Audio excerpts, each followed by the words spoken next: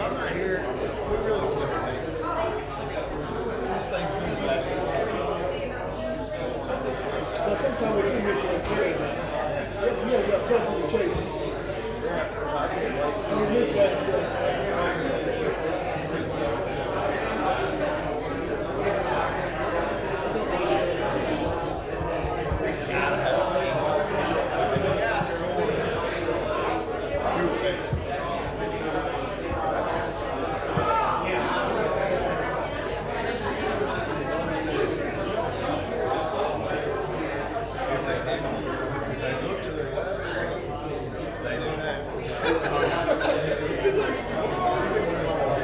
They're mad about the financial. They're just waiting for Tom to get up.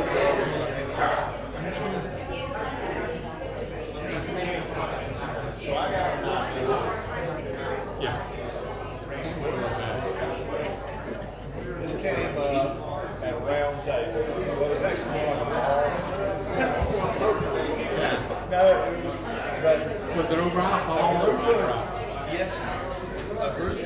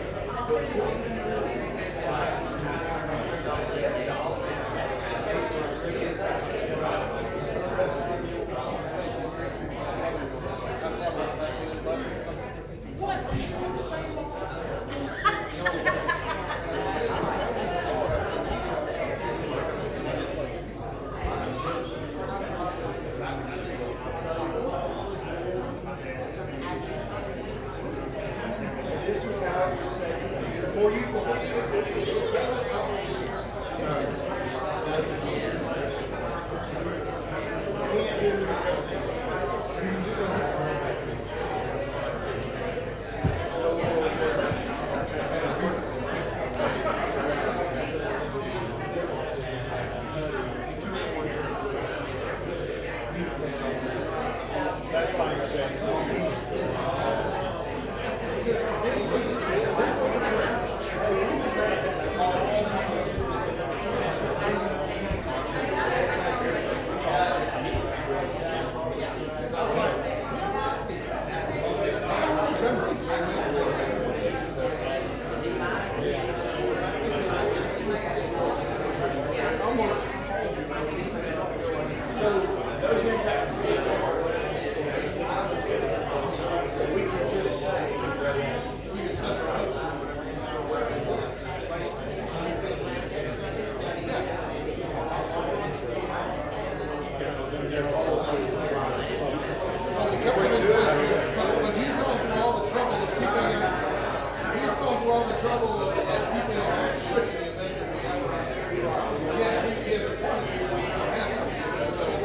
That's certainly something to discuss.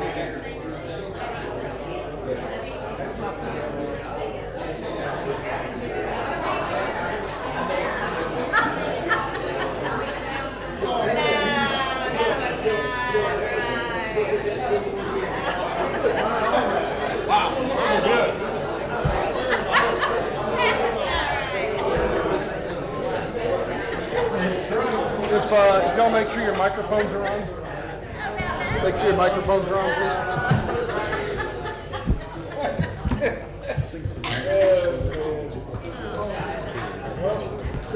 Let's see, I can't believe I will be called to duty tonight.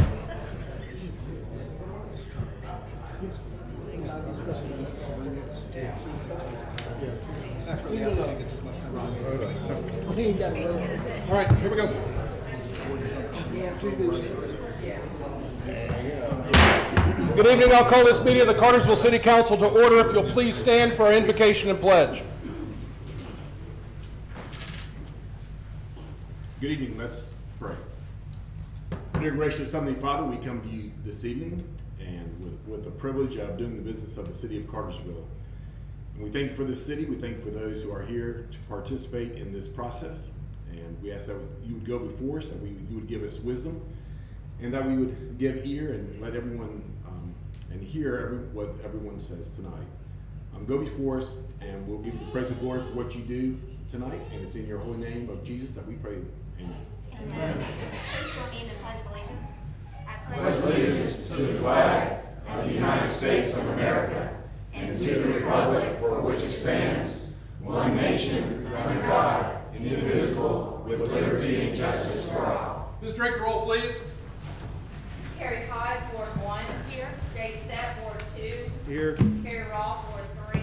Here. Calvin Cooley, Ward 4. Here. Gary Fox, Ward 5. Here. Alyssa Cordell, Ward 6. Here.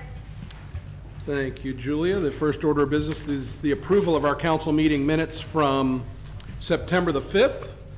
And council, you've had an opportunity to review these minutes, and any edits to those should be noted now. If not, a motion's in order. Motion to approve. Second. All in favor indicate by saying aye. Aye. Motion carries unanimously. Mr. Menino, start us off with a appointment, please. Thank you, Mayor. The Historic Preservation Commission has 2 vacancies at this time. Parmalee Miller is recommended to fill one of those vacancies with your approval. Thank you. Any discussion? If not, Chair will entertain a motion. Motion to approve. Second. All in favor indicate by saying aye. Aye. Motion carries unanimously. Randy, get us started with Z24-07, please. Thank you again, Mayor. Z24-07 is a proposed zoning. It's currently zoned PD with conditions. The proposed zoning is PD with different conditions. With that, a little history on it. Going back in 2006, the property was zoned planned development.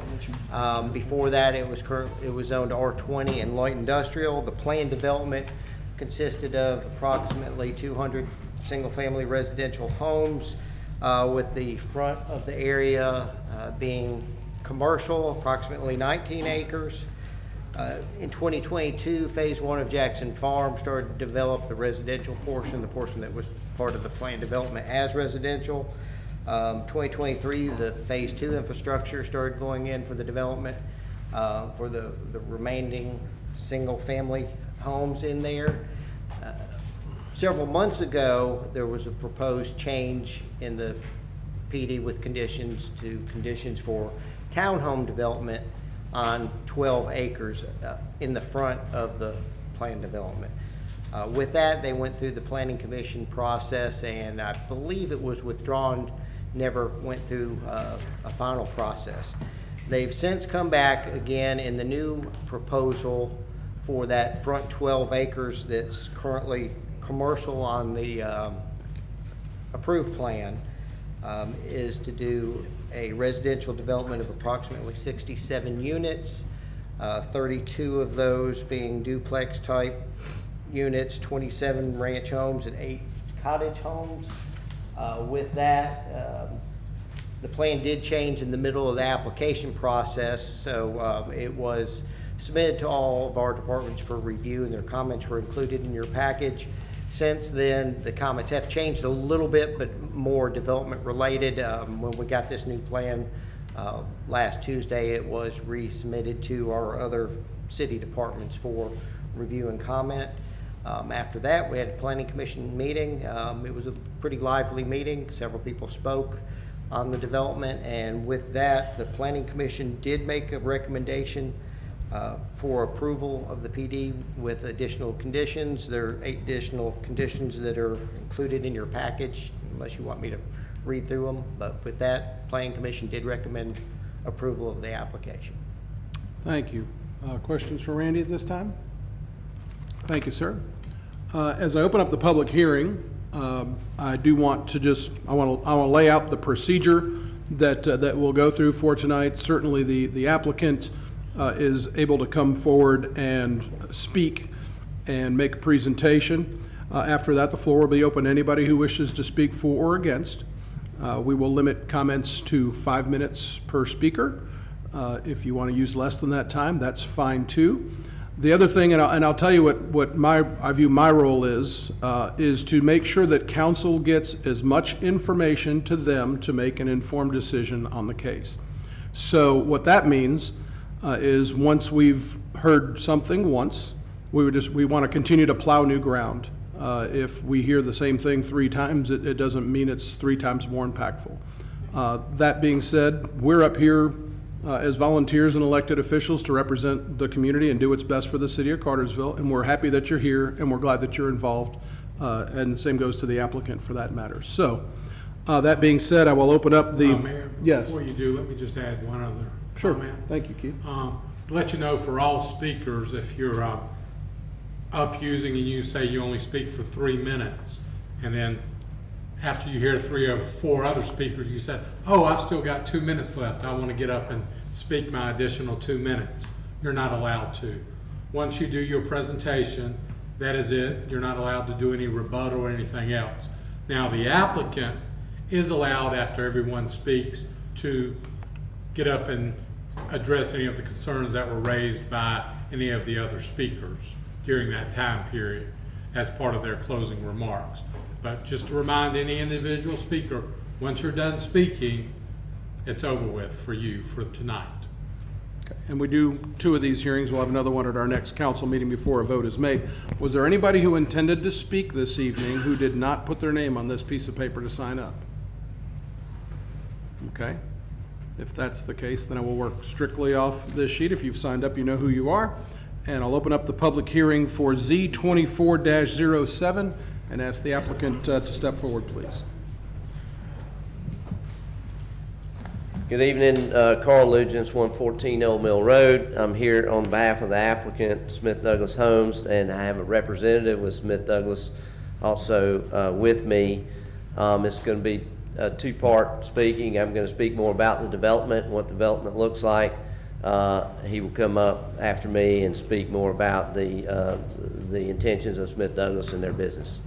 So I always like to give a big history. I started a long time ago with this piece of property with Mr. Jackson, and we helped plan this as a planned unit development in the city of Cartersville in 2006 when we went through a rezoning. And some of this Mr. Mendino kind of hit on. The part of the property that you see on the north of the aerial photo, that's part of the development that was planned for single-family residential.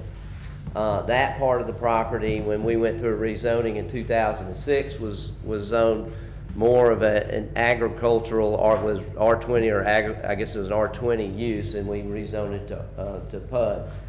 The front part of the land was actually zoned light industrial in 2006. So we went from a R20 and a light industrial zoning to planned development. At the time in 2006, the thought was build houses and build these strip mall commercials in front. That was a very popular thing. And the strip malls that we were doing then are somewhat different than what we are doing today. Still, a lot of people were still going to the stores and shopping at that time. So we had about 140,000 square feet of commercial boxes that we put on this frontage. Now that included both sides of what we call Silo Drive. Silo Drive is you can see it in the schematic, and you also see it here. It splits. We're focused only on this piece of property, but it also, the commercial also included the other side of the driveway, or the new drive that's there now. Since then, a lot of time has passed. The way we develop and the way we think of commercial is much different. And now is more of a boutique style commercial where we don't look to put 140,000 square feet of commercial. If this were developed as commercial, the conditions from 2006 pretty much let anything in the OC district be placed on that property, which I could read a list of a lot of things. And we certainly feel like that is not what fits on this piece of property. This is more of a residential area, more of a boutique area, and we're trying to keep that in mind with our new development. Our original plan, so then we fast forwarded to, I'm gonna call it today, but a year ago, and we started thinking, what else can go on this piece of property? You know, what fits more to the area? And so we originally designed a townhome community on the front of this property, and we visited with the neighborhood because we also wanted to hear their concerns and understood that there were concerns. We had 120 townhomes that were planned on this piece of property, and quickly understood that that was not something that was desired by the residents in the area. Therefore, we changed our plan. We went back and we modified the plan. We went to adding ranch-style homes along the frontage, so all the ranch-style homes would face, with our fronts would face Mission Road and Silo Drive, and then we had townhomes in the interior. That plan was still not desired, and that dropped, we were down around 109, 8 or 9 units at that point. We went back to the drawing board again, came back this time, and we had even reduced it further to more ranch-style homes and a very small amount of townhomes that were on it to get us to about 75 units.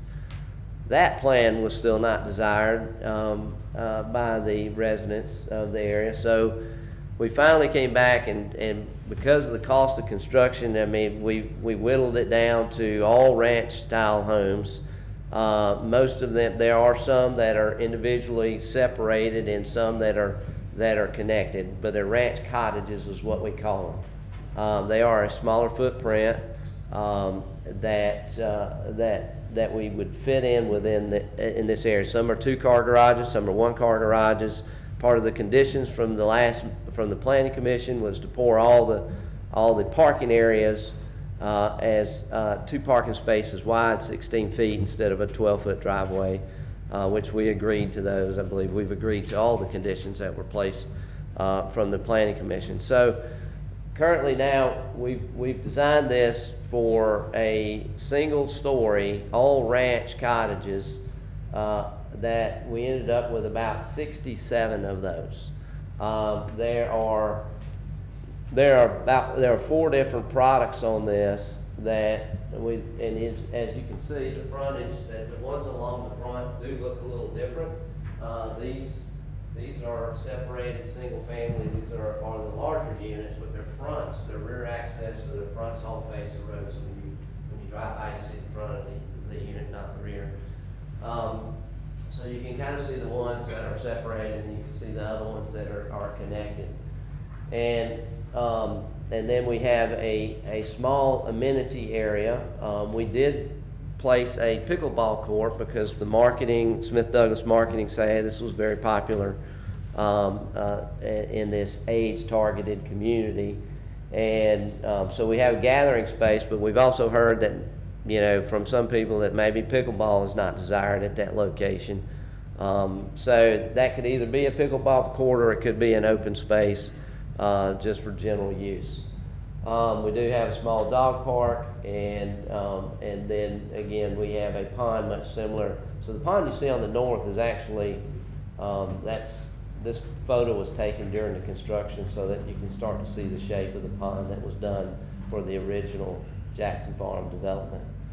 So we ended up with 67 units, and in our opinion, this is we certainly could have fit a lot more townhomes. We've whittled this down to where it's now bare minimum to be feasible to do a project. I'm not sure we could lose another unit. Hopefully we don't lose any more during the engineering process, but it has 67 units, and we are looking forward to a approval by the City Council. I understand you guys don't vote today, but today we're here to answer any questions. I'm here to answer any questions that are specific about the development, and I will have Mr. Colin Bennett come up and talk a little about Smith Douglas and their intentions, and then he'll be here to answer any questions more about the structures that would be placed or their intentions. Thank you for your time. Thank you. And with everybody, when you come forward to speak, your name and your address for our clerk, please. Thank you, Mayor and Council. My name's Colin Bennett, 110 Village Trail, Woodstock. Again, I just want to, I'll be brief. I know Carl kind of give you guys a good history. You know, I've been with Smith Douglas for about 8 years now, born and raised in this town. Grew up about 5 miles from this project. And, you know, Smith Douglas, we are a large home builder, but Bartow, City of Cartersville is our place we want to be and build houses, and we've been very thankful to be here. But just to allude the product, I think we provided renderings, the attached single families, the rear alleys, the single family homes. You know, these are, we kind of did a little creation with our board and batten, kind of a farmhouse look, the schemes of color. I can answer any kind of questions on those, but they're all 3 bedrooms, 2 bathrooms. One of the larger rear alley is a 2.5 bathroom. They range from 1164 to 1810 in square feet. So that's pretty much the gist of the product. I'll kind of touch a topic that I know is going to be spoken about this evening. You know, we went into it. We've had several meetings with the Jackson Farms, the Pettit Creek homeowners. One of the biggest things that have come up as of late is a restriction or targeted for 55 and up. And I just want to lay it all out there. There was an email sent, I think it was July 30th, from a representative of Smith Douglas, not myself, that said we would be considering the restriction for 55 and up. We then had a meeting, I believe it was August the 20th, with the homeowners. At that time, Colin, stated that, you know, we had preliminary conversation with a zoning attorney, or not a zoning attorney, but an HOA attorney, about all, you know, all the things that goes into HOPA, the Federal Fair Housing Act, which I didn't know. And, you know, it's something that we just decided to make it a targeted community. That's why we went all ranches. There's no 2 stories in this project. There's just several, you know, there's only one active 55 and up project in the city. But there's just several, the restrictions. I'm not going to go through them all. You guys have probably read them. But again, that's kind of our project, and I'm here to answer any questions you may have. If we insisted on it being a 55 and up, age restricted, would that be a deal killer for you? We're still going through the HOA attorney. It's you know, I can, you know, it's not ownership, it's occupancy. You can't have a person under the age of 18 more than 90 days in a calendar year. You know, if your spouse or significant other is 55 and somebody's under 55, you will be asked to, you know, eventually get out of that house, because one person must be 55 and up. There is a percentage, 80-20. Again, I'm not going to go through all the HOPA, the Federal Fair Housing Act, but it's very restrictive. You know, the intent is to do ranches. The intent is to have maintenance included, yards, sidewalks, landscaping, all that included. I mean, we're kind of, it's a targeted project. It's kind of our thought process. It could be empty nesters, downsizers, and you know, we build for all buyers. And I don't really want to just say you got to be 55 and up when you walk in our sales office. And we want to sell to any and all buyers that want to buy a house. So you're saying you would not be willing to go forward with the project if it was a 55 and up project? I'm not saying yes or no. You know, it's still a conversation, but our intent as of now is to not be 55 and up. And I'll dovetail, because the email that we're referring to came from, I believe it's Connor Thorpe. Connor Thorpe, yes, sir. And it doesn't say, it says verbatim from what has been sent to me, we are submitting for zoning and have decided to go with a 55 plus age restricted. I will send you the updated site plan as soon as I get it. Would you be able to meet up and discuss? So it wasn't suggested, it wasn't, I mean, this, and furthermore, again, the decision to not go with it, a text or an email or something could have very easily been sent to say, hey, I know I've said this, we've all done this before, we've said something, then we've got to change our minds or something comes up. There was no notification to the people that you had been working with to try to make sure that this project would go smoothly. And I think that's why there's one of the reasons why there's a number of people here, and I think that's kind of important to be addressed. Yes, and that's why I wanted to bring it up. Connor Thorpe, he does work for us.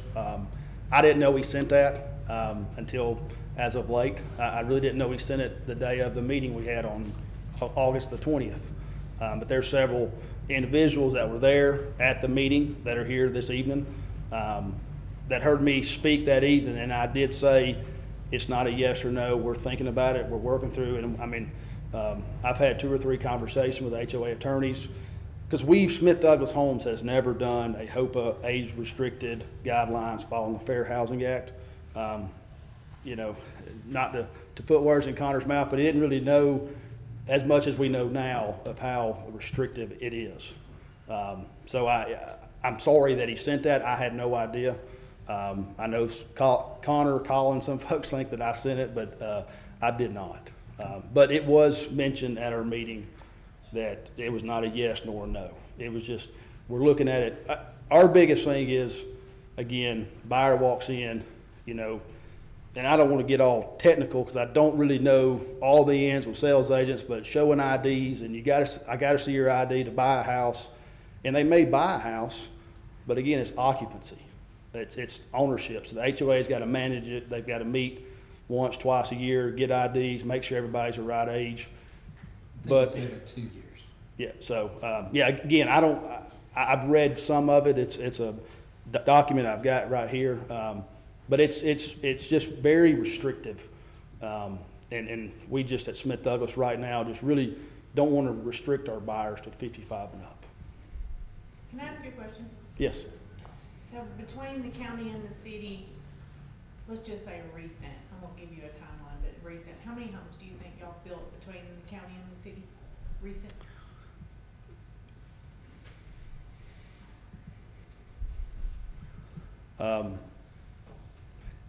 Hundreds. Do you have an occupancy problem now with an age group looking, or is it pretty much across the board? I know you said empty nesters at one time, you got new home ownership. You're not really seeing one pulling more towards the other as far as who's buying your homes, right? That's correct. It's a variety. You know, you've got empty nesters, you've got downsiders, you've got young couples, you've got families, and obviously in this market, price point is a big one. And what is the price point for these? I mean, right now it's I mean, again, it's preliminary, low to mid 3s. Okay. That's right now, but you know. So let me ask you this, of the other developments, again, just trying to get scale, the density that you're seeking in this development, are there other developments that you've done around here that have that same density of people per acre? So it's 67 and 12 acres, that's 5.13. You know, we did the Felton Walk project, the townhome development. That was probably the most dense, you know, but it's townhomes, single family. In Bartow County, we did Cassville Commons, but that was 16, 17, you know, when we built those. Haven't done a project this dense. Okay, thank you. So when you talk about age-targeted community, when I look at it and I see all the units, predominantly all of them 3-bedroom, 2-bath, that to me does not look age-targeted, but what other things in this community would you identify as age-targeted? Maintenance included, yard maintenance. You know, we put a pickleball court on there. Again, that's not set in stone. We had a pool at one point. Just the lock and leave. Just I guess the maintenance is the biggest thing. Yard just maintained. I mean, some folks say it's a lock and leave style, a lifestyle. And you feel like that's age targeted? Mm-hmm.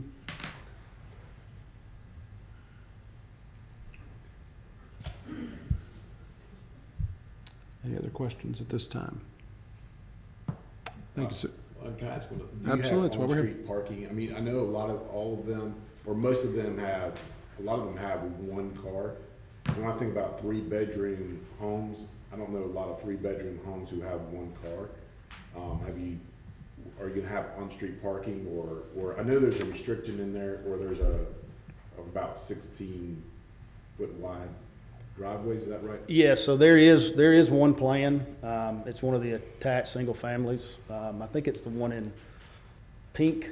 It's not on there. But it's these right through here. You've got 1, 2, 3, 4, 5, 6, 7, 8. Those have one garage, but we will pour a 16-foot wide driveway so it looks like every other house inside there. Those are duplexes. Correct. Okay. Any other questions? Thank you, sir. Thank you. Any other questions for the applicant in general at this time? Some questions for Carl. Okay. In your plan, one of the things they point out is you have to have turnarounds where this street dead ends. Is that something? Yeah, Achievable? so what, and we had removed it, we had a rear drive that you can see how this is, we had a rear drive that would connect that, all the other streets have turnarounds associated with it. Fire code says that, it's 100, in a lot of places, it's 150 feet. And, and then you can, as long as you have a T intersection, you can within 100, and then no leg within 150 feet. But the city in engineering does want connectivity and either a circle or a true T intersection. I would say that T intersection I was showing you would meet the definition, but whatever we need to do as far as engineering goes. And if you don't mind, I'd like to regress back to one of your questions you asked, Mr. Bennett. What makes this an age-targeted community? And I know the big thing is a lot of people see the maintenance, what's included, and I think he's talking about the painting, the front yards, the roof needs repair, everything, and what that does, that elevates the cost in your HOA. So typically you find people that are more mature in their career or retired that will move to a place where they don't have to take care of anything, and they can afford it or can afford to pay HOA. The second thing is the size of homes. 1,100 and plus something square feet to 1,800 square feet. Those types of homes you typically see, again, not with somebody that has a lot of children. It's just not enough room. The bedrooms are not going to be these large master suites that you can, in extra area for kids and raising families. And the third thing that is very important is they're all ranches. There are no what they call it, lofts in the not in the attic or bonus rooms they call it. Everything is on the main floor. So you're living in a pretty confined space and all on the main floor. So this is what really makes an age-targeted community. It's a package of a lot of things. And I didn't mean to get off your initial question, but I asked that. Okay. And I think to your other point, like I don't believe there's any basements also. So they're all ranch. There's no basements. That's correct. Yeah. There's a lot of concern about water, flooding. Where's the water going to go? Are you going to design that? Yes. So where's the water going to go? Well, so right now it will all go to those ponds, and then underneath the railroad track, there's a cattle crossing, a very large opening that was used, I guess, to get cattle. I'm assuming it's that big. I don't know any other reason they would have that there. So most of the water floods. When it floods from Pettit Creek. If we have a flooding event, which is what generates our floodplain, it backs through that cattle crossing and floods this area. So what we do is we mitigate that by providing larger areas. That pond's a lot larger than 12 acres pond would need to be. In addition to that, we also did that for the development to the north of us. We over excavated the one to the north because we needed the dirt just to raise the property up. So but you're yes, saying there's a lot of capacity in those ponds? Yes, sir. And now No studies have been done to this date. We have some ideas, general ideas, but we will be providing those studies prior to. That's one of the things, if this moves forward, the very next item on the list to do, it is an expensive cost item, is to provide a flood study to allow my client, Smith Douglas, to know that yes, it is okay to move forward with this. And then we would have to work with FEMA and the city before they would concur with our results or approve our plan. There's a comment about Public Works in here, and it may just be a standard comment, but it says pond levels below the water table will not count towards The volume compensation. Is that a problem out here? Yeah, well, it does have a higher water table because we've got the creek at that location, so pretty much the water table is right around where the creek elevation is. So anything below that's, if there's water already in the pond that we're using for compensatory mitigation for flood, then everything below that water level is not eligible for mitigation. So, but that is common, yes. That's okay. Any other questions for Mr. Lugents at this time? Thank you, sir. Thank you. I will. Can I ask Mr. Bennett Sure, we got another question for you, Mr. Bennett. One of the things, that's been brought up about the age restricted, that you could do it through your covenants or your HOA versus the OPA. Is that something you've considered, or might not be quite as onerous enforcement?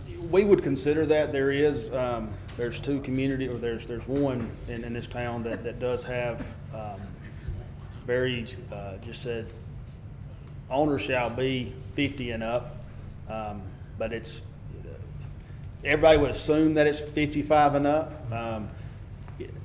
Again, we don't mind. It's just who monitors it, who's going to track it. From my experience, the neighbors monitored it pretty hard. Yes. Yeah.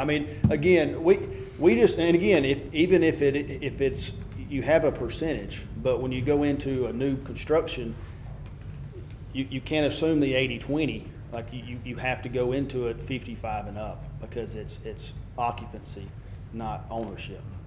And that's,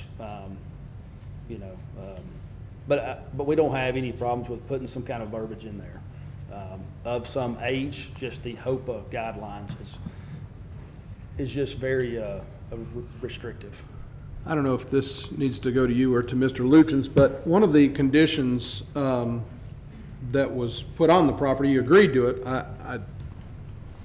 I would encourage council to remove it. Is that the streets inside the development would be private. Yeah. I don't know if either one of y'all want to handle that, but if these were public roads that were built to a standard, I would assume that's our intention. That was kind of my question to Mr. Carl was, if they're city streets, they're city streets. So here is, I think it's. Now, would you object if they were public streets? I would not object. Okay. Not object. That's okay. Yeah.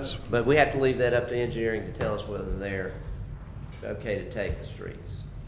Right. And the reason being is we have some parking on the street, and that's not typical. That is not a typical street section when you have street side parking. It's very common. It occurs in a lot of places, but that may not meet. Everything else, the street itself is designed and displayed as per public street. Yeah, that and up the side, we've provided areas. And I guess from hearing some of the concerns and having them myself, quite honestly, my concern with the private area is 20 years down the road, the HOA owns the roads, and then they need to be paved, and then, it's up to, they call the city and say our road needs to be paved, and go, well, guess what? That's on you to do it. 60 homeowners, it's going to be $1 million to fix. Everybody pony up about $50,000 or $20,000 and we'll get on it. Again, it eventually fall back on us anyway. The other thing is, again, that if there were, again, if it's built to the city standards and radiuses for our service vehicles and for any other vehicles that need to enter that neighborhood, all those requirements all those requirements meet. The only thing that didn't was the small amount of parking we have along the street side, which I think actually is nice in some communities. Well, you designed it. You would Yeah. certainly say it is. Hey, I had a roundabout in here and they took it out, so. Mayor. And I'm sure it is nice if you did it. Mayor, if I could say at the planning commission meeting, I think that condition should have been that if the streets are to be private. Basically what the planning commission was concerned with is that if the streets were private, the normal maintenance bond provisions that the city has would not apply, and they wanted something to be contained in the covenants that would require them to have a maintenance bond for those streets for a couple of years if they were going to be private, instead of being accepted by the city after that 1 year period. Okay.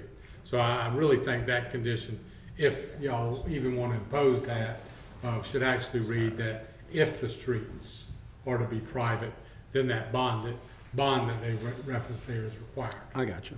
Thank you. That makes sense. Thank you for that, Mr. Lovell. Any other questions for the applicant?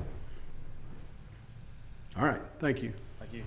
No more. Nobody's saying they got one more. I'll open up the public hearing, or continue the public hearing for Z24-07, and ask anybody who wishes to speak for or against to put their name on this piece of paper to step forward and do so at this time. And Mayor, just to let you know, for every speaker, when there's 1 minute of their time left, I will raise my hand showing one so they can plan to close their remarks. Thank you. And your name, ma'am? My name is Sheila Hernandez. I'm at 38 12 Oaks Drive. I do want to say I was part of the small group that was meeting with Smith Douglas over the last year since the original townhome proposal was done. They did make a lot of changes. We appreciate the changes that they made. What we didn't appreciate was the fact that the 55 plus got pulled back while we were here at the zoning meeting last Thursday. That was the first we had heard that they were reneging on that idea. It was the first we had heard about HOPA that is so restrictive that, you know, it wasn't gonna allow them to really build it and stuff. I tried Googling as quick as I could during that meeting, but obviously wasn't able to pull up as much. And I did submit a packet or letters with information that hopefully made it into your packet. But just a couple of things that I wanted to point out about this HOPA Act. The 80-20 rule, you can make it 100% if you want to, and I think that's what we're thinking of when it's you know, elderly care, where, you know, there's actually nursing facilities and stuff. But the 80-20 rule really only says, and what I had sent the council was what I thought was a very layman's term provided by the HUD department with questions and answers. And question number 3 was, you know, what were the qualifications or the restrictions to qualify for a 55 or older housing. 80% of the occupied units must be occupied by at least one person over the age of 55. And when this 80-20 rule is applied, if the person who is over 55 dies, the other person isn't forced to sell the house. They now become part of the 20%, okay? So it's not like anybody's gonna get booted out of their home if they're not 55. The second part of that was that the owner or management of the housing facility must publish and adhere to policies and procedures that demonstrate the intent to provide housing for 55 or older, easily done in the HOA CCRs. I'm the Secretary Treasurer for the HOA at the Reserve at Pettit Creek. I have read those things, God only knows how many times over the last 4 years, all right? It's not that hard to know what's in the CCRs, to have it written in there. Ours were originally done back in 2006 when this was first zone residential. We wish that there were things that we could change now and add into the CCRs, you know, but we've got to get majority vote and all that, because that was written into the CCRs. So anyway, it's very, very easy to put in the restrictions of, you know, at least one occupant's got to be over 55. You can restrict the amount of time that minors could be under there, under the age of 18. You can make it 90 days, you could make it 6 months, you could make it a year. Whatever's written into the HOA CCRs is what has to be abided by. You can restrict that children could not be outside after 6 p.m. if you wanted to, that they couldn't use the pickleball court. One of the things that we understood the purpose for the pickleball court was because it was going to be a 55-plus community. The Reserve recently, 2 years ago, converted our tennis court to be multi-use for pickleball and basketball. So, you know, it was designed to be 55-plus, not just targeted. We feel that it was told that it was going to be 55-plus, and in good faith, that's why we agreed to go along with their proposal. The last thing about having to verify the age, again, easily done. Every year the HOA is in touch with every owner to say, hey, it's time to pay your dues. All it's got to do is written into the CCRs as well that annually when you pay the dues, you also have to sign a document that says that there's still at least one person over the age of 55 or whatever, and submit that. Could somebody lie? Absolutely. But now the HOA has the right to go back and say you're in violation, and if need be, place liens on the house, you know, bring some kind of fines or, you know, whatever. I don't feel, after reading through several different write-ups about HOPA, that it is so restrictive that it would limit, even just, you know, the 20%, that would allow 13 of these 17 or 67 homes. Okay. So, you know, there could be, as far as the maintenance being one of the things that, you know, really focus it. Did you say I'm at 5 or I got one more? No, that's 5. You're at 5. Oh, I'm so sorry. That's okay. I didn't see my 1 minute warning. You were going so fast you blew right through it. If you got a final sentence you want to wrap up with, that's fine. It was an additional comment I wanted to make based on him saying that the HOA or the maintenance was one of the things. I legally have to say 5 minutes, or else then it all. Oh. So if you got a final, or maybe you pass that note on to somebody else and they can make that point, that'd be fine too. Yes, I will. Okay, thank you. Thank you. Can I ask you a question? Oh, I'm sorry, ma'am. There's a question for you. Mr. Stepp would like to ask you. I'm sorry. Yeah, so I get the gist of being told something and then it changes and the frustration. What is so attractive of just 55 and older that makes the surrounding area where this is like, hey, if it's not 55 and older, we don't support it? Right. Really, there's multiple things. You know, number one. And before you, I'm only 45. Okay, that's fine. You know, I'm over 55. I could buy if I want to. But, you know, really, most of it is regarding the traffic.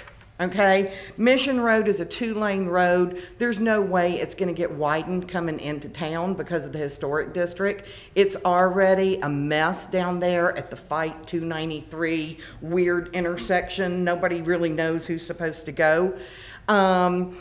We feel that if it's 55 plus, there is going to be fewer cars on the road. Again, a lot of these people may only have one car. They're not going to be going out at the 7 to 9, you know, heavy getting to work or coming home between the 4 to 6 or 7 time period. Also with the school buses. You know, I don't know if the school bus is going to want to pull in here. In the reserve at Pettit Creek, just a couple of years ago, they started doing 2 drop-offs in the front and the back of the neighborhood. In Jackson Farms, they're still only doing 1 drop-off in the front. My concern too is that if there are school-age children in this development, that the school bus is going to stop out on Mission Road instead of going into the subdivision because there is no entrance coming out on a silo road for them to pull in there. That's going to stop traffic, which we already have the train stopping at those tracks a couple of times a day, never know when, never know how long. And the fact that you've got 3 subdivisions, the reserve at Pettit Creek, Jackson Farms, proposed Silo Point, and the train tracks, probably within 2 to 3 at the most football field lengths. It's just a lot of congestion right there in that area. Okay, so really the traffic, the congestion, I'll throw in, we don't need any more children trying to jump the fences into the pools and the tennis courts and the amenities that currently exist in the reserve and Jackson Farms. That was a huge problem that we had in the reserve as Jackson Farms was being built, because they were probably a year and a half before they got their swimming pool in, and we had to spend all kind of money with cameras and security, locking it down, and they were still climbing the fence. So. Thank you.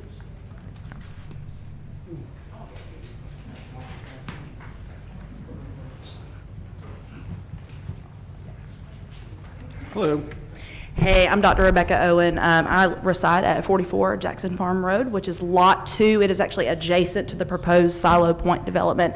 I wanted to go after Sheila because a couple of the points that were raised, especially by Councilman Stepp, are on the what if. What if this is not a 55-plus community? So I have lived in Bartow County my entire life, say 4 years at the University of Georgia several years ago, but I'm currently an administrator at Ashworth Middle School with the Gordon County School System. And so one of my primary responsibilities at my school is bus transportation. And so I want to speak to a couple things. When I look at this, and whether it's a public or a private road, I can go ahead and tell you that the standard Bluebird school bus is 40 to 42 feet in length. A school bus is not going to be able to run a route with those sharp turns. Every day when I direct my buses at my school, I have to give my buses a margin of at least 25 feet to be able to make a very sharp right-hand turn so that they can be directionally put on the right path to be able to run the route and to be able to run that route in a timely manner. I don't speak for the City of Cartersville public school system, but if I were a transportation director, I can only imagine, especially coming from the new Cartersville Primary School that you know is up on the hill near Carter Grove. And if I'm setting up that route, a bus that would come down that direction to drop off on Mission Road is going to not be coming where students are going to be exiting to the right of the bus. They're probably going to be coming down Douthit Ferry Road, down Burnt Hickory. They're going to be making the right-hand turn at the corner market right there onto Mission Road, and then they're going to be letting students off where they're going to have to walk around the front of the bus. So if you're thinking about students as young as my daughter, who is 4 years old and in pre-K, I don't want my 4-year-old walking around the front of a bus on Mission Road. And there are a lot of other parents who would share that sentiment, okay? So those are just some very general concerns, and I just want to put this on the brain of the council right now, because I know this is something that has been in the news quite a bit. We do not want Bartow County, Cartersville to be associated with a school safety or a school bus safety fiasco. I want you to think about that, and I want you to think about the responsibility that we have to the children of this district. My daughter commutes with me to Gordon County because of some of the school bus safety issues at Jackson Farm. The bus for Cartersville City, it currently picks up between 6:20 and 6:30 in the morning. I'm not putting my 4-year-old on a bus at that time of the morning. So again, those are some personal things, some anecdotal things, along with some of the logistics there. Just some of the other concerns, again, the what if, I know, and again, Councilman Stepp, you posed a great question. One of the concerns and the benefit of why 55 plus is so appealing. And for those of us that reside at lots 1 through 4, the first 4, when you come up Silo Drive and make that left-hand turn onto Jackson Farm Road, one of the things that is very important to us is our privacy. We were promised that verbally when we purchased our homes. We were told that the privacy, and I know that this has been hashed out at other meetings and in other documentation that has been submitted to the council, but it was promised to us orally, verbally, when we had our sales meetings by the representative from Smith Douglas. And so one of the big things for me as a mama of young girls, I did not want a 2-story home looking down into my backyard, because again, in the day and age that we live in, privacy is at a premium when you're raising young children. So those are just some things that I just want the council to consider. Again, just some other concerns, I think, in general, in terms of maintenance, and in terms specifically with the water management. It is encouraging to hear from the representatives from Smith Douglas that a flood study is pending. I really challenge the council to vet that well, and whatever your decision is. we know that, whoever is bankrolling something like that, there can be implicit biases that are embedded. And so we just need to be very mindful of such a concern. I'll address that for you now, Sure. Mr. Lovell. Please do, If yeah. I'm wrong, Go ahead. is that after that floodplain study is submitted, the city engineer does review that, and it's upon their approval. Okay, great. Thank you for clarifying that. That's a great point. 1 minute. Okay, thank you. Just kind of wrapping up with some things. I think the other biggest thing, my home at Lot 2 is not within the designated flood zone. We do not have flood insurance because we're just outside of that. Our elevation is actually a little bit higher than our neighbors at Lot 3 and Lot 4. But we know that where they're at, and we know that there could be some drainage issues in that area. And that's one of the biggest concerns, is just the management of that water and that it's engineered properly and correctly, so that we not only not have an issue today, but when we get down the road, 10, 15 years down the road, that erosion does not become a problem, that easement issues do not become a problem. So thank you very much. Thank you. Very good. Thank you. Anyone else wishing to step forward and speak may do so at this time.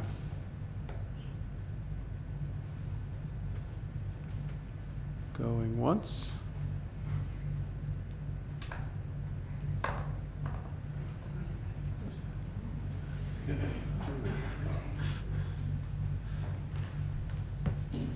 How y'all doing? My name is Mark Staples. I live at 1412 Oaks Drive.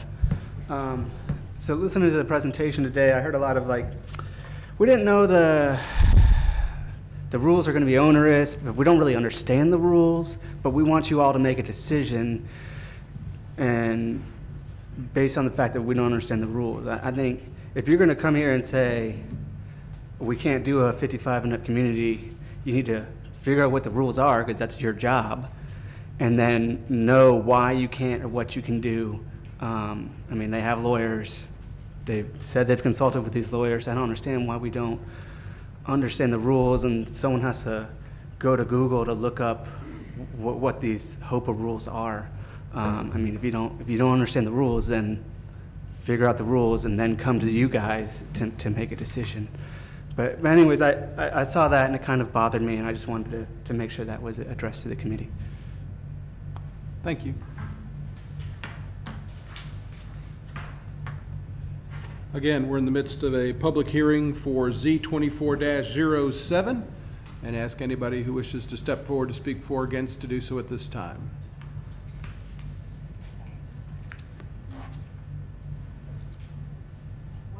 You keep on rallying everybody. Are you? I'm trying to get her to go, but she didn't sign up. No, I don't want to, thanks. Okay, thank you.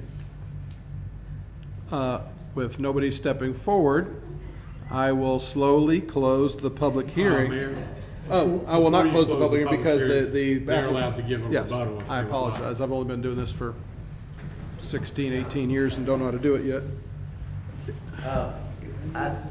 One of the concerns I heard was traffic, and that would be an engineering issue that we would deal with, or when I call it say an issue, it's not. We don't know if there's a problem yet within the development. I'm not arguing that there's not a lot of traffic on Mission Road, because I certainly believe there is, but we got to also put into context it's 67 units. Majority of this traffic doesn't come from right here. The majority of this traffic comes from somewhere west of this point.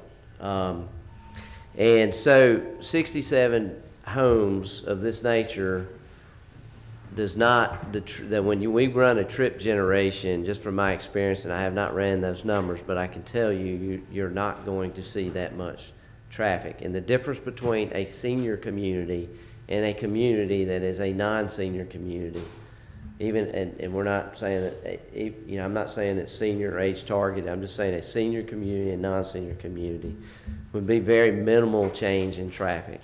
There may be a change, but it would be a very minimal change in traffic. Not something that... And I'm sorry to interrupt you, but I see some people doing this, and I want to make sure that... That is my professional opinion from what I have, okay. My experience. I didn't know if there was a standard or a book or something. No, there is a standard for that. And so I don't know the exact I trips, understand. but I know that there is a minimal difference, and when you add that difference times 67 units. Now, if you had 300, then you might see a little more difference. Gotcha, thank you. School buses, these roads are designed to public standards, so if they can make it through a lot of any kind of turns, they're 26 feet wide, 36-foot radiuses, fire trucks, school buses, and another condition I think the city has also placed on here is that we need to make sure a WB-40, which is a larger box truck. It's almost not quite a transfer truck, but it's a larger box truck that will get through this. So certainly all those turn analyses and trip analyses, those will be performed. We will make sure that these street networks will accommodate those vehicles.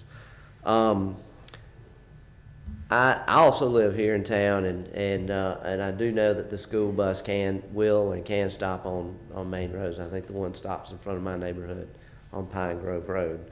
Stops very temporarily, but I also see a lot of kids walking to other places to get on a school bus.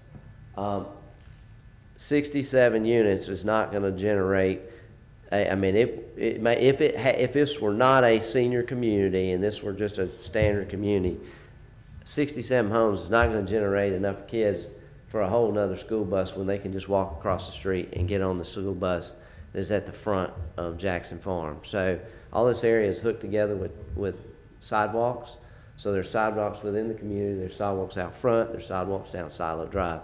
So I believe those safe routes will be provided. And I would hope that, and again, that is not my decision to make. I'm not the guy who sets the school bus routes, but if that were a concern, I would hope that our school system would look at that and make the proper decision to have that one bus stop within Silo Drive or along Silo Drive where it is a public street. So I believe those are the main points that I looked at from an engineering. The other things we have already discussed at length about flood.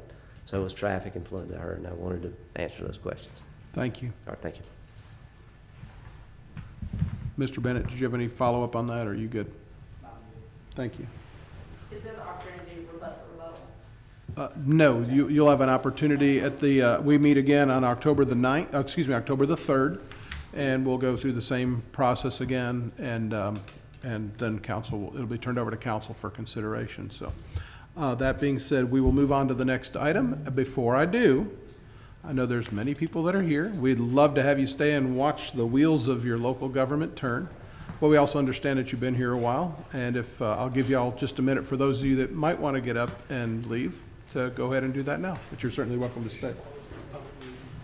And I will close the public hearing for Z24-07. Thank you.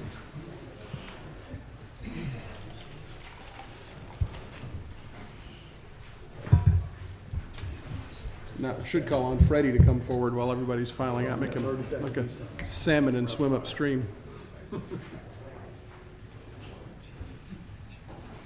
you all so much. Thank you. Mr. Morgan, whenever you are ready, sir.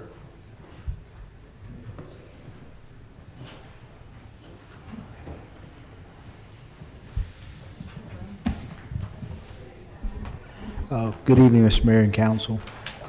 This is the second reading of the ordinance of the schedule of charges updates for advance payments. As we discussed earlier, we can do administrative changes on our part in the SOP to make sure we give a 6-month period for that.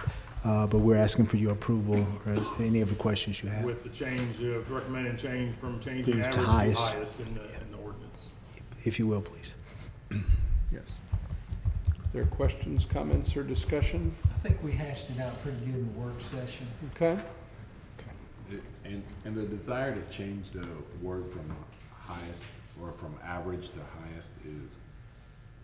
The reason is basically some of our gas customers are only winter only. They only get it seasonal. And if we do average, it's going to skew that. They may only have high bills, a couple $100 a month for 3 months. If you average over average of 12 months, it's going to be very low deposit on file or advance payment versus the highest bills. Because again, we have several that are just maybe have only hot water or seasonal usage. It's very rare. Again, it's not that many customers. But. Forgive me for asking. Is it 3 highest months? 2 highest. 2. Yes.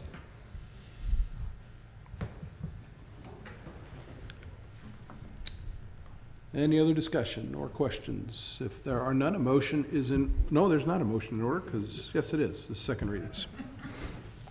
Having a rough go of it tonight, folks. Chair will entertain a motion. Motion to approve. Second.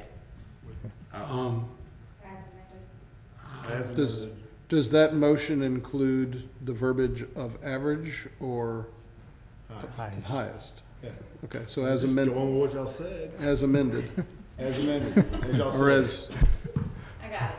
Okay, now, before y'all vote, I have a question, because y'all just raised something that was not discussed during the work session.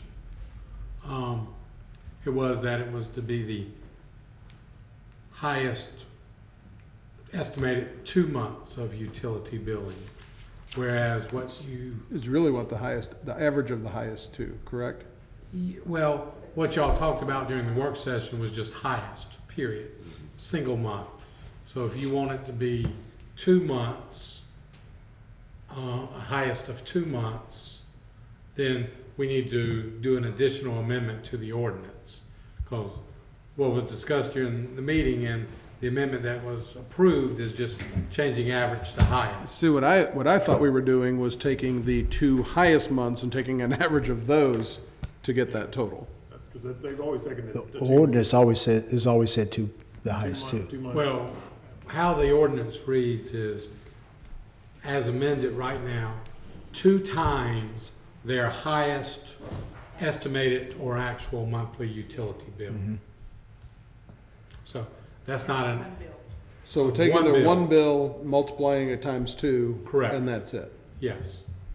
I just want to make sure that's what y'all want, because if it's not, then we need to propose another amendment to this ordinance. My recommendation was going to be the average, the 2 highest months, because you may have one at $100, may have 300, and it's the average of the 2, is what I was recommending. And we can't vote on that. I mean, you Oh, we can. can. We just should- have we to- just don't need to vote. So the Can I motion amend would have, my the motion? motion would have to be to amend this to say that the total is going to be the average of the 2 highest months times 2.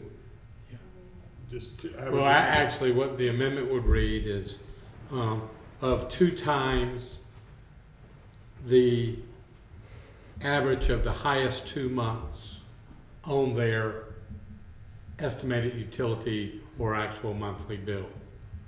And, we'll have to word that, but that's what from what y'all discussed, that's how y'all want it to read. So Jace could, or anybody else could offer an amendment to Jace's motion to add that to that, and then you would second that, and then the procedure that you would follow is we would vote on the amendment first, and then you would actually vote on the underlying ordinance. Don't ask me why it's Robert Rules of Orders, I don't understand it either. Can we just let mine die? Can we ask Mr. Stepp to withdraw his motion? Well, y'all can just, You don't have to Mayor ask. can just call We it can and it can withdraw. die. And then you can ask for another Let's motion. start over. Nobody seconded his motion to my knowledge. Anybody second? They did. Well, they didn't mean it. So would you like to withdraw your second? I would.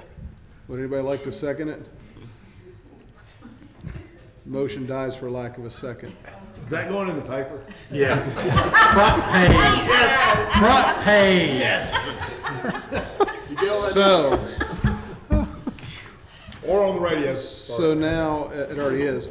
So, the motion should now be, The proposal should be to amend the proposed ordinance to read 2 times the average of their highest 2 months of their, that's how it should read. Yep, see, somebody wrote that down. Julia does. So we are amending it's it? 2 times the average of their 2 highest. Yes. Thank you. I wanted to make sure that was in there. So, Mr. Stepp, would you like to make that motion? I'm not making it, nope. Somebody else. Calvin, get in the game. I make a motion to approve as amended per the city attorney's guidance. Second. All All in favor indicate by saying aye. Aye. I think the motion carries unanimously. Thank you. That was easy, Freddie. Thank you.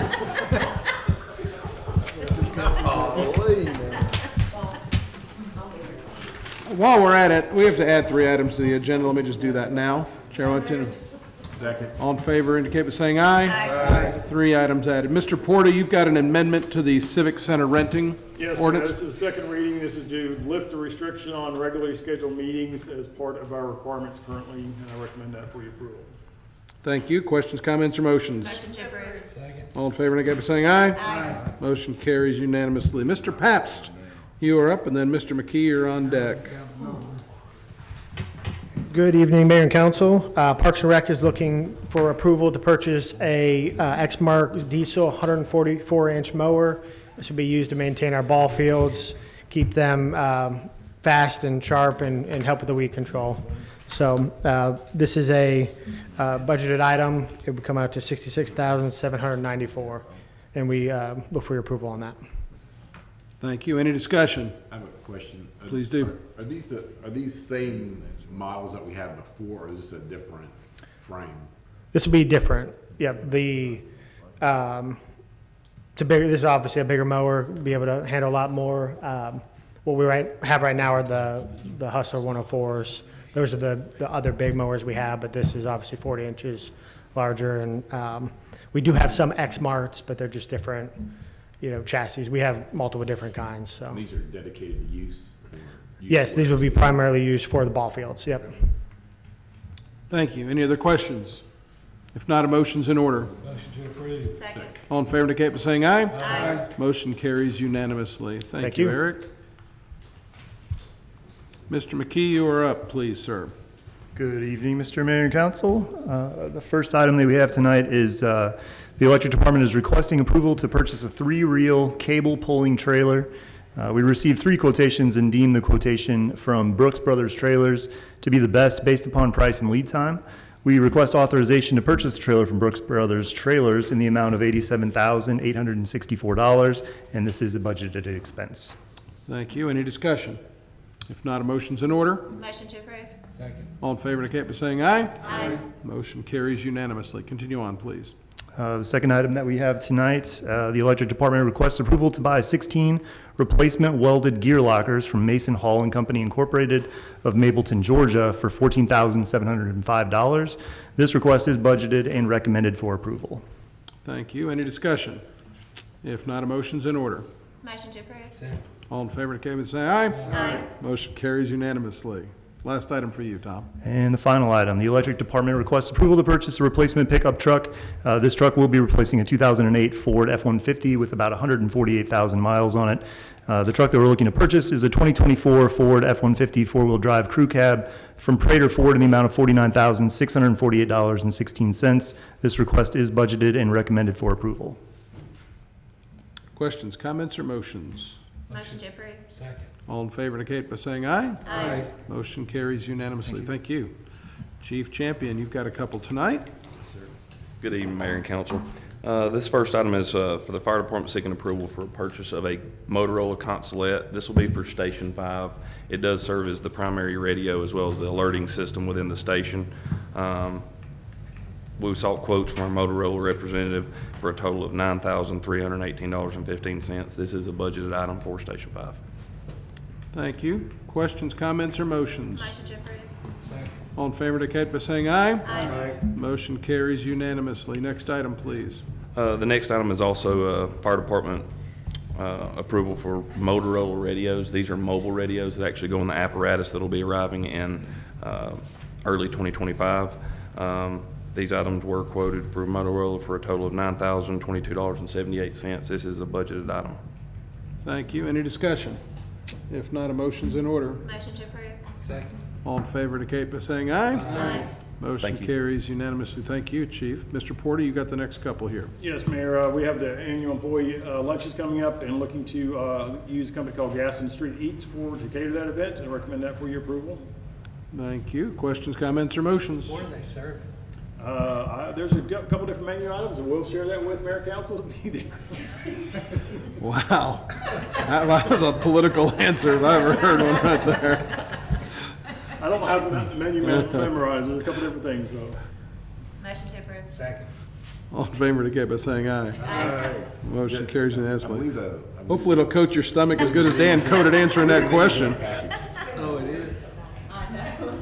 Next item is the demolition of Tent Park Court, which had been used by our election department, but they have moved out of that and looking for approval to demolish that using the 2020 SPOS funds. I want to thank the residents of Park Court for their patience and understanding as we use that facility. I'm glad that we are now out of there, and I'm looking forward to us getting that building down and doing some, well, just doing the landscaping and getting that back to the neighborlyhood look that it has. And with that, Chair will entertain a motion. Motion to approve. Second. All in favor indicate by saying aye. Aye. Motion carries unanimously. Mr. Forsyth, you are up, sir. Good evening, Mayor and Council. The first item I have is a request to purchase 54 3/4 inch smart water meter smart points for our AMI meters. That's actually just 2 boxes of those for $10,152 from Kendall Supplier, sole source supplier for these items. It's a budgeted item. Recommended for your approval. Thank you. Questions, comments, or motions? Motion to approve. Second. All in favor indicate by saying aye. Aye. Motion carries unanimously. Next item. Yes, sir. This other item is the first reading of an ordinance as required by the city's delegated authority by the state EPD to review and approve water and sewer extensions. We have to review and update our development regulations for both water and sewer, and these ordinances are overdue for being updated. They have been reviewed by the city attorney and is recommended for your approval at the next meeting, next reading. Thank you for And that. just so y'all are aware, there's also actually about a 20-page manual that goes with this ordinance, which actually details the standards and specifications. Hey, did you review those? Those are all to your liking? Stacy in my office reviewed it and caught typos. I didn't understand them, so I did not bother to review them. Very good. Well, we'll take that into consideration. We'll give Keith a couple weeks to read that, and then we'll take it up on October the 3rd. Mayor, yes. While Sydney's up here, I just want to publicly express, I know we got a really big project in Ward 3 in the Waterford, realigning some sewer lines back there, and I just want to publicly, tell Sydney thank you for the communication. Just keep up the good communication with the residents there and what's happening there. I know that we have inconvenienced some, and they've been very gracious, and I just want to publicly thank those residents for that, but then also our water department who's working along with those. But that is a really big project for that neighborhood, so I do appreciate that. Thank you. I'll have to give all the credit to our engineering and construction group, Mike DeLeon and Amory Lissa and those folks. They're the ones doing the communicating. I just sit back and watch. But as well, the residents as well have been amazing. I've talked with several of them, and I hope and wish that all customers, neighbors, and residents were as easy to work with as that group, and I really appreciate it. Pass on compliments along. Thank you. Next item is to you, Mr. Porter, time change for our December 5th meeting. Yes, Mayor, that's the annual Christmas parade that evening, so recommend to change that to a morning meeting. That's on this resolution, ask for your approval. Thank you. Questions, comments, or motions? Motion to approve. Second. All in favor indicate by saying aye. Aye. Motion carries unanimously. Mr. Lovell, you're going to handle number 17 and then the 3 added items we have, please, sir. Yes, sir. The first one is item 17 is a standard encroachment agreement with Georgia Transmission Company for various city utilities to serve Jackson Farm subdivision. It is recommended by staff for your approval. And just as a point, this has nothing to do with that hearing that was earlier. No, it does not. These are for utilities serving the rest of the Jackson Farm subdivision. Thank you, though. Thank you for that. So Chair will entertain a motion on that item. Motion to approve. Second. All in favor indicate by saying aye. Aye. Motion carries unanimously. And then that first item that we added is also an encroachment agreement. Correct, sir. It's an encroachment agreement with Georgia Power Company to allow us to have driveways cross their utility lines at our water plant. Thank It is you. recommended by staff for your approval. Thank you. Questions, comments, or motions? Motion to approve. Second. All in favor indicate by saying aye. Aye. Motion carries unanimously. We have an easement on Irwin Street. Yes, Mayor. This is a recommendation for the council to go ahead and authorize the mayor and city clerk to sign an easement for a private sewer line on Irwin Street at 323 South Irwin Street, when that is submitted to us by the school system who operates out of that property. Thank you. Any discussion? If not, a motion is in order. Motion to approve. Second. All in favor indicate by saying aye. Aye. Motion carries unanimously. And then the final one. Yes, Mayor, as y'all all are aware, we went to the Georgia Municipal Association to handle our pension for the city employees in the future. Part of that requires them to submit to the IRS some forms that need to be signed off by the mayor. So along with copies of our pension plan, I am recommending that y'all authorize the mayor and city clerk to sign those forms to allow them to do so. Thank you. Any discussion? If not, a motion is in order. Motion to approve. Second. All in favor indicate by saying aye. Aye. Motion carries unanimously. As we always do, we save the best for last. Tom, come on forward, give us that financial report. Here's a good short one for you. You have my report in front of you. Any do. questions? I actually suggested that he just come up and say, we're financially sound. Okay, I'll go along with that one too. Honorable Mayor and Council, we'll be looking at the July 2024 and comparing to July 2023. In the general fund, revenues decreased over last year by $55,000. Expenses increased by $406,000. Two areas of revenue that I look at on a monthly basis: local option sales tax have a decrease there of about $230,000, and building permits and inspection fees a decrease there of about $352,000. The water and sewer fund, revenues increased over last year by $360,000. Expenses increased by $129,000. This is due to increased personnel expenses, decreased operating expenses, decreased debt service expenses, decreased capital expenses, and increased transfers to the general fund. In the gas fund, revenues increased over last year by $484,000. Expenses increased by $732,000. This is due to increased personnel expenses, increased operating expenses, increased cost of purchase of gas, increased capital expenses, and increase in transfers to the general fund. In the electric fund, revenues increased over last year by $840,000. Expenses decreased by $558,000. This is due to decreased personnel expenses, increased cost of purchase of gas, decreased capital expenses, and increased operating expenses.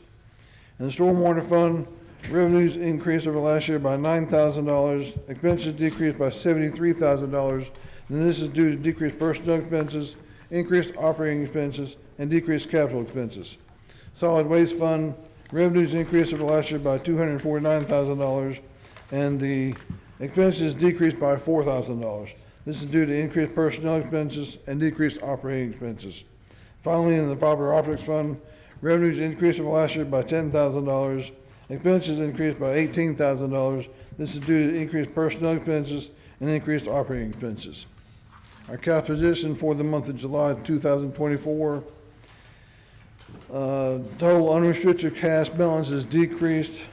Total restricted cash balance also decreased. SPOS 2014 balance $237,015.23. SPOS 2020 is $13,509,327.63. Anything to add? Just, Mayor's, again, the first month of the fiscal year, one thing you keep in mind in the general fund is the fire station. Of course, we had $16 million we received last fiscal year from the sale of the property at Highland 75. So you're going to continue to see that general fund, you think it's going to lose money, but we're using those reserves to help pay for the fire station and for the new rec building. So, but in that first obviously in July, we had the new fire trucks, some new fire trucks were paid for as well, about 100,000 in expense for Fire Station 5. Yeah, so the comparative number is gonna make it sound like we're going in the wrong direction, but we're actually doing fine. Yes, we agreed, the council agreed to use reserves for those new facilities because there was a return on investment on Highland 75. As you see, the other funds are doing well first part of the year, and we are continuing looking at those. That's monitored every month. Thank you. Any other business or any other questions for Tom? Thank you, sir. 200 and something thousand from 2014. Is there projects that we're still on that list that we're trying to get done? That is slated to be used for, roads, milling and resurfacing roads. We should get spent so we can close that fund. Yeah, Tom wants that thing closed. Remember how excited when the 2002 one closed out? That was great. Tom hurt his back doing a cartwheel after that happened. Any other business that needs to come before the city tonight? 180 seconds of nonsense that has nothing to do with the city? Not tonight. I have one public service announcement, and then I've got another announcement. But if you own a golf cart, I would encourage you to go to Municode and read the golf cart ordinance. The other, last Wednesday, I was coming down Old Mill. There was a young child driving a golf cart on Old Mill in the turn lane in the 5 o'clock hour. That is not acceptable. That is a safety hazard in our city. And regardless if there's an adult with them or not, a golf cart in a turn lane on Old Mill in the 5 o'clock hour is not acceptable. I know that there are children driving golf carts in my neighborhood. That's not acceptable. Please read the ordinance, and let's not have an incident of a car running into a golf cart. Golf cart windshields are not made to prevent injury. Golf carts are not built to prevent injury. They are a luxury item, and there's a privilege to drive them on our roads. Please be aware of the safety that you put a young child in and their friends in when they're on city roads driving golf carts. Please read the code. Go to municode.com and you can read it, or you can go by the police department. I think they probably give you a copy of it, but I've seen a lot, and we need to really look at our safety on that, and it comes down to know who's driving your cart and know where your cart is being driven. So. On that note, Logan, don't y'all have a page on the website about golf carts? I believe we do, yes, sir. Yeah. I believe it's in the police department. Okay. And also, How about we put a link on the home page for the next little bit if we can do that? Yeah. Also, just so you know, no golf carts should be on Old Mill Road, period, because it is, at least until Doffett Ferry is finished, it is designated as a state route. Agreed. Old Mill is? Yes. Mm-hmm. And cross it to get into town? Nope. So it's barriered off, so all Waterford, well, they cannot. They gotta go to Elmshire Road. They go down town.